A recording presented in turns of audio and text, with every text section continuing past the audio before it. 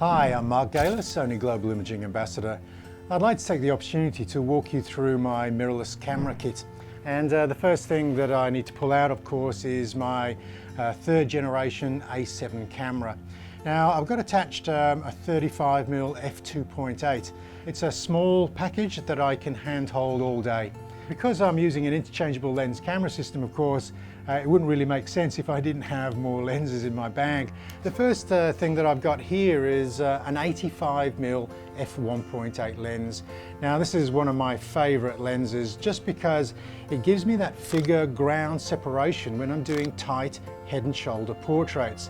Now, the third lens that I have in this bag is a 1635 f2.8 GM. This is their premium quality glass. This is for people who really love their landscapes. It gives us that wide field of view, it gives us that deep perspective, and it's pin sharp corner to corner. Of course, the bag isn't quite empty yet.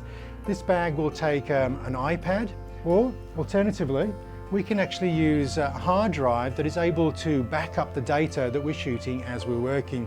Now, some people will say, but where's the tripod? And I do in fact carry a tripod as well.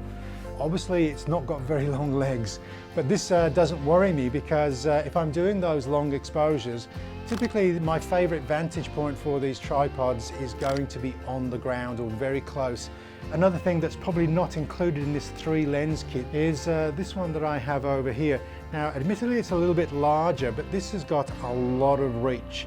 So if you're going out on, say, an African safari, or you're photographing whales or birds, this lens is going to give me the reach.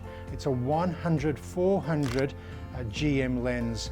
I've actually got a 1.4 teleconverter on this lens that extends out the reach to 560mm.